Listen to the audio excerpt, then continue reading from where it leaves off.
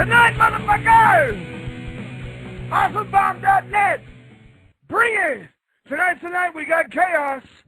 He's got to be the top guy in Southern California or the western side of the country. I mean, no one knows anyone else besides KAOS, I think.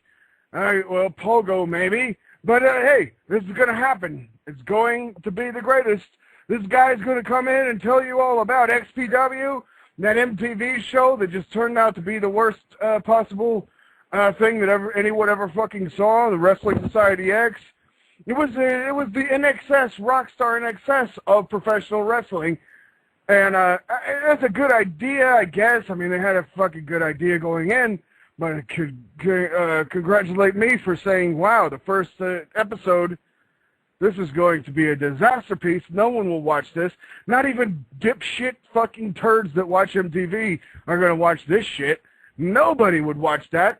You can't bring a fucking made-for-TV audience into wrestling and make it work. And Hulk Hogan's going to make sure that TNA fixes that, I think. Hulk Hogan is the man. He's going to make sure this happens. And make sure we get out of the fucking impact zone. Please, God. But maybe not. Jimmy Hart seems to be the guy at the Universal Studios that makes all that bullshit happen. So maybe he won't. Maybe it'll be even worse. Maybe it'll be worse than ever. Whenever, let me tell you, I bet CM Jack is totally not, he's not on the line yet, and I bet that he's fucking completely passed out drunk somewhere. And we'll see. We'll see if he even fucking calls in tonight. But we will have KAOS tonight. He's going to be here. He was a big star with all that stuff. The original XPW, which kicked so much ass, and the WSX, which could have kicked so much ass, but yet somehow so completely, devastatingly, undeniably, horribly flat, terrible. It was just awful. It was something that you wouldn't even show your a 2-year-old to say, look, this is fucking wrestling. I mean, it was just fucking awful. And they should have had maybe one match in all those crappy promos. Although I guess it did show Evan Bourne as a cool heel on that show, which was pretty fun. But otherwise it was just terrible. And you'd think that somebody that ran XPW would come up with something cool, much fucking cooler than that. But everyone goes. Let's come on. Call in 347-945-5485. Check out AwesomeBomb.net. Check us out on MySpace, Facebook, we're everywhere, all those fucking places. And otherwise, we're going to talk. Whenever Violence Jack is on, he's the TNA guy. So we'll talk about that last pay-per-view that just happened. Insane. Most of it sucked, but 3 matches out of the show kicked ass, which made the whole thing kick ass. And it was the same with the last one before that, which was incredible. Whenever you have matches like Desmond Wolfe, Nigel McGuinness, you know who I'm talking about, against Kurt Angle, and this guy's totally hanging with the motherfucker. It is incredible. We want to see if KAOS can hang with those guys. We want to see what he's doing to stay in shape, if he's going to go to TNA, going to go to WWE, if he's even got any feelers out. We want to talk to him about all these, the XPW, the WSX, all this stuff is going to happen tonight for sure. And, well, looky here. Looky here. Who do we have? Violence Jack, you're finally on. Sensei. Here you are. Hey, we got KAOS tonight. You know KAOS from XPW and Wrestling Society X from MTV. I've been talking him up a little bit, and there goes text messages, of course. But listen, I want to ask him about maybe going to TNA. They're looking to acquire awesome talent. They just got rid of Daivari, of all people. If you could imagine that, they fired him at the pay-per-view. Well, I mean, he's a casualty of the feast or fired. You got to be one or the other, or you can be the guy that does nothing and you still get to collect a check. I mean, what a terrible idea. Why would you even go if you're in that match? If you were in that match, would you ever go for a case? Well, it's like an all or nothing mentality. It's Samoa Joe, plainly stated, like he's either going to get a championship match out of it or he's going home, and that's the it's a kamikaze style attitude that you have to go into that match and thrive. But you know what? TNA also has a kamikaze attitude if they're going to throw Samoa Joe into that match. You know what I mean? Yeah. They can't get rid. I mean, if he would lose and get fired, Vince is going to pick him up in 2 seconds flat. No doubt about it.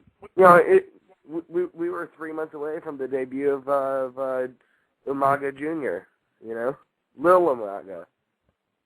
I mean, speaking of a debut, apparently the story going around is that Tommy Dreamer is going to come into TNA now. I mean, it seems like Hogan signs, and he was right. People will follow him, and people are going to come, and it looks like Tommy Dreamer now is on the way. What do you think the side is of Tommy Dreamer there? Just being a positive backstage force, or getting Raven away from Abyss? Well, that's you. I mean, that's your whole thing. That's your idea because you're the Raven guy here. You're the guy that is all about TNA. You're all about Raven. What do you think? Do you think he's just gonna? You think he's just gunning for Raven now that Raven's on a major stage again? Do you think he sees that and is like, man, forget this. I'm not going to sit here and wrestle these turds from Florida Championship Wrestling. I'm going to go down there and fight Raven because he hates Raven. What if this? He was thinking about retiring earlier in the year. Maybe he's going to say, hey Raven, you and I used to talk about, can't wait for these old timers to move out of the way. At least I know it's time to retire, and you're still trying to do it. And then maybe we'll see another chair shot heard around the world. Maybe he's going to try to take Raven out, make way for younger talent. To me, I think Raven is younger talent. Compared to Hogan, he is young. He's a young guy. He's a young talent. Now, and there's more TNA. Yeah, he is. And I think that, he's got a lot to offer still, at least especially as a character. Apparently, Hogan hates the Cody Deaner character and wants him gone. He says it looks low rent, looks low budget to have a character like Cody Deaner, which I kind of halfway agree with. I think the Cody Deaner character could be fixed. But I think that the Impact Zone makes him look low budget. So do you think that Hogan has that in his mind when he says, look, man, this looks low budget? I mean, nothing looks more low budget than the Impact Zone.